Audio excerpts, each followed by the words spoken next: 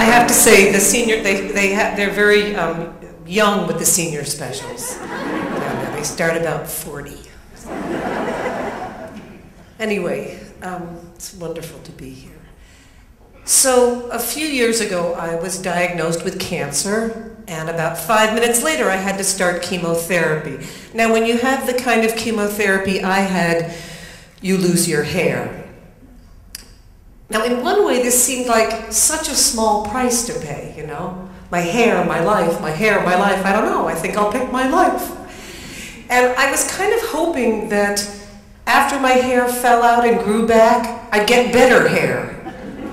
I have this kind of unruly hair, and it has a mind of its own, and no matter how expensive my haircut, it looks a lot of the time like I have had it cut by a mental patient. But no matter how I felt about losing my hair, just the prospect of not having any forced me to sort of reconsider my whole sense of my personal style, and in a way, my whole sense of myself. What kind of cancer person was I going to be?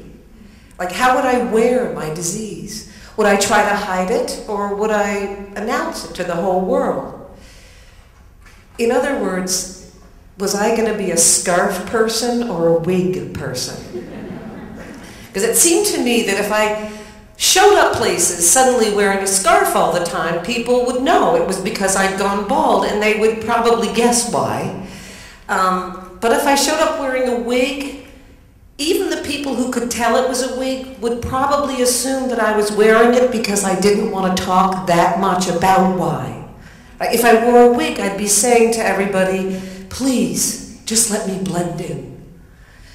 So I had this dilemma, whether to wear a scarf or a wig, blend in or not blend in. So I thought about it, and I thought that my truer self would wear a scarf, you know, because I have a lot of self-righteous integrity.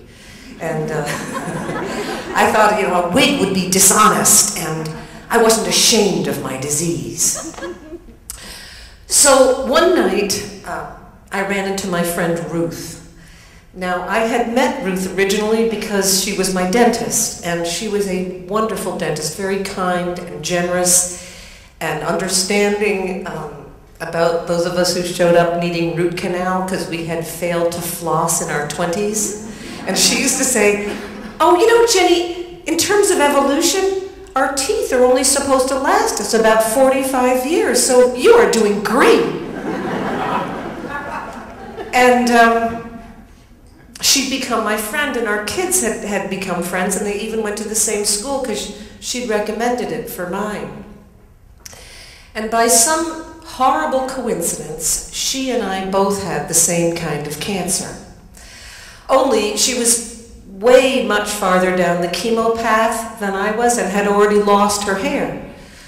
So I'd seen her a few weeks earlier just wearing a scarf, and then I was always very surprised when I ran into her at a school play, and there she was with all her old hair back, this big corona of dark curly hair. And I said to her, Ruth, I love your hair. And she said, it's a wig. I never thought I'd wear a wig, but you know, it's kind of nice when you go out. It's a little dressy. It's kind of creepy, but it's dressy. And I looked at her head, and I could tell that it was a wig if I looked really closely, but I thought, it looks very nice. And I thought, well, if Ruth can feel good in a wig, then maybe I could too. It seemed unlikely, but possible. So I thought about it, and I thought, maybe I should just, you know, consider it. Just consider wearing a wig. So then Ruth said to me, you know, Jenny, you should get one. Medical insurance pays for the whole thing. And this seemed so bizarre as to be almost unbelievable and really reason enough to get a wig. And I love free things, you know, particularly when my insurance company pays for them.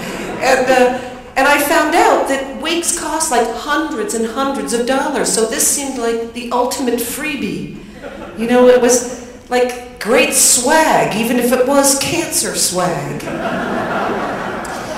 So a couple of weeks go by, and my hair does fall out. Now, it didn't just fall out all at once. It sort of gradually gave up the ghost.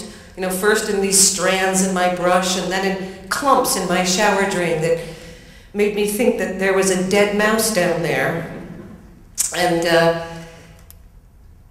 every time I looked in the mirror, my baldness told me how sick I was, even in spite of all this optimism and cheerfulness that I was sort of summoning.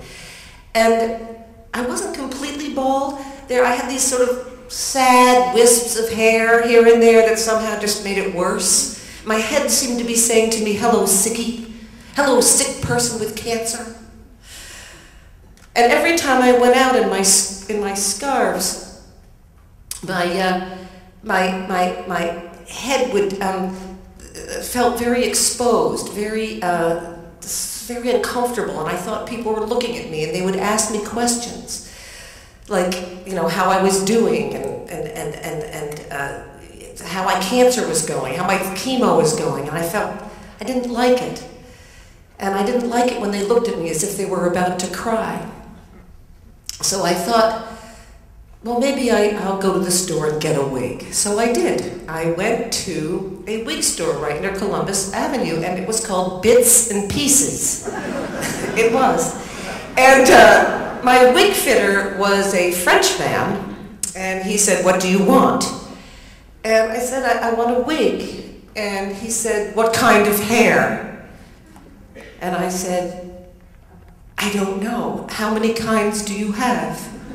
And he said, well, he explained to me that they had synthetic wigs, they had wigs made from the hair of Indian women, and they had wigs made from the hair of Caucasian European women. Now, the synthetic wigs were the cheapest, and the Indian hair wigs were in the middle range. They were about $800 to $900. And then the wigs made from the hair of Caucasian European women were $4,000 to $5,000. Now, I thought, you know, even if my insurance company paid for this, it's just obscene to spend this kind of money on a wig. And why is the hair of Caucasian European women 4 times as expensive as the hair of Indian women? It was so racist. So I decided to go with the Indian women's hair, even though I felt very uncomfortable knowing they'd been paid about 22 cents to have it shorn from their heads. So I took my wig home. The wig fitter put it in a big paper bag, and inside the paper bag was a styrofoam head with the wig on it.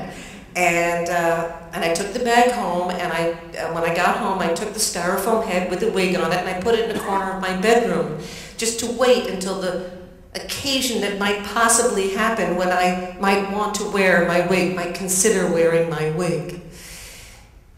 And it was very unsettling to look at it over there. Sometimes I felt like my wig head, which was so well groomed, was condescending to me. So I'm feeling very bad about this scarf look, meanwhile, that I've sort of been adopting, but I can't quite bring myself to put the wig on. It seems like a lot of trouble. But then I just start to feel worse and worse about my whole look, my whole uniform of these scarves that I'm wearing, and these bandanas, and I start thinking I look like a lady pirate, or like one of those very, very ancient old ladies who's pushing her groceries cart down Broadway. But I still can't quite bring myself to wear the wig. It seems like a lot of trouble. And then one day, I realized that my eyebrows have fallen out. And for some reason, this is completely unexpected by me and makes me feel surprisingly sorry for myself. Having no eyebrows makes me feel very naked, very vulnerable, very exposed. My hair was part of my head, but my eyebrows were part of my face. I look like a big baby. And every time I look in the mirror, and I see the baby, I feel so bad for her that I want to cry.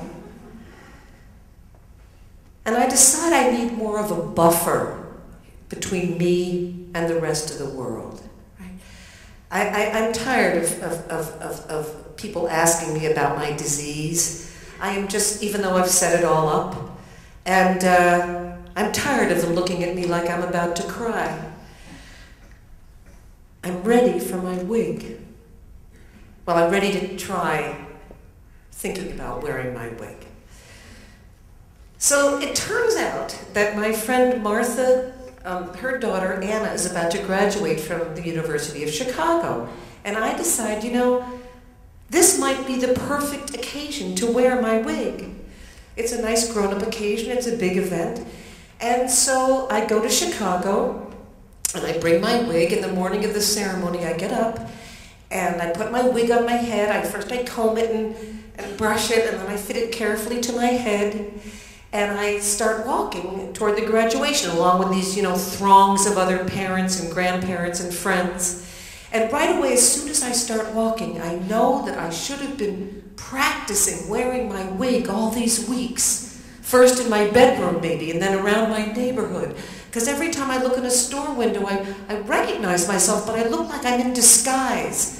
I feel like I've done something really bad, like robbed a bank, and now I'm trying to just kind of lose myself in the crowd by going incognito in my wig. And I'm very self-conscious about the wig itself. I keep tugging at it and fussing with it and imagining that there are these sort of strands of hair coming out, even though there aren't. This wig is just a stranger to me, and I'm uncomfortable having it in my personal space.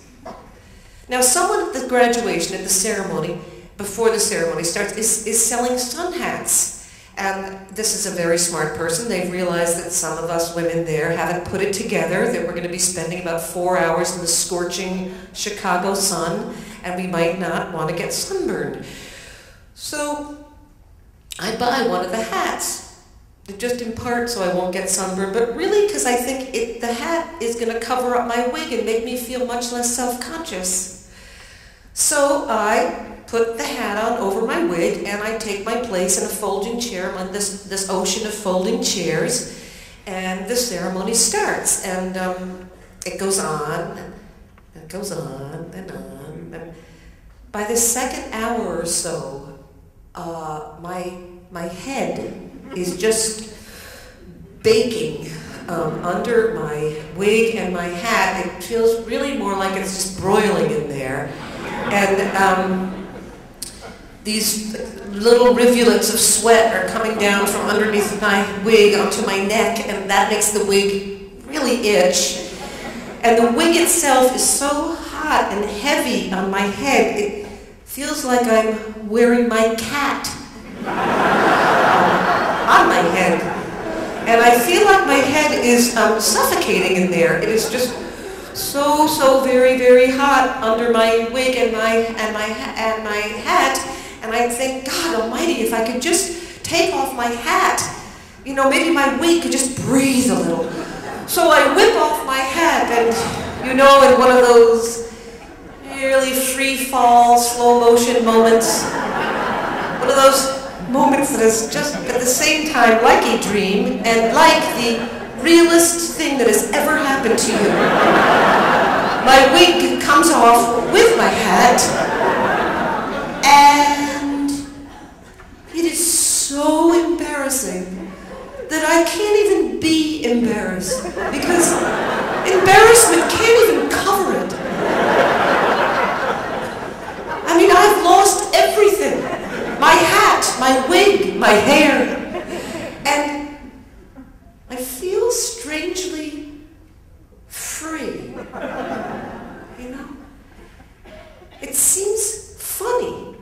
And I start to laugh because it's so funny that I've gone to all this trouble only to end up like this. I feel like I'm in a great Lucy episode. But I take my wig and my hat and I put them back on my head, really for decorum's sake, you know. I feel so bad for the people behind me, I can't even look at them. I sit through the rest of the ceremony. And then I go back to New York, and I take my wig and I put it in a plastic bag. And then I put it way in the back of one of my dresser drawers so I won't ever have to look at it. And I go back to wearing my scarves and bandanas until my hair grows back in. Which it does, by the way. It's just the same old hair. But for the first time, I'm kind of glad to see it. Right? And Ruth's hair grows back too. And for 2 years, we have just a lot of fun doing the normal things we like to do, like worrying endlessly about our children and eating the delicious food that she cooks at her house and telling our cancer stories. She really likes my wig story, and I love it when she does this version of something that happens to you a lot when you have cancer, although I really don't know why. And it's when people come up to you and tell you an inspiring story of their aunt or their grandmother who had terrible cancer, and then it went into remission, and she went out and got her PhD, or she took up parasailing, and she had a whole new life. And at the end of these stories, you always ask the people, how's she doing? And they always say, oh, she died. And I say to Ruth, do it again, Ruth. Tell the inspiring people's story again. We crack each other up with our stories. And then Ruth's cancer comes back. And after a long time, she dies. And I miss her so much. And in the light of this loss and other losses, one of my editors dies. Women I meet in various doctors' waiting rooms die. Getting rid of my wig seems so cocky. Who am I to say that I'm done with my disease, right? Who am I to say that there's never going to be an occasion where I might consider wearing that wig again? And then I read one of those very bossy magazine articles about how to declutter your closet, and how you must ask yourself realistically if you are ever going to wear that bridesmaid's dress again or that pair of culottes. And if you answer no, you have to throw it away. And I think to myself, realistically, I might need chemo drugs again, and I might lose my hair again. But I would never, ever wear that stupid wig again. Better to go back to the stupid scarves. Better to let people ask me questions. Better to let people look at me like they're about to cry. Better to let the other women out there walking around with no hair see that I'm one of them. So I threw it away.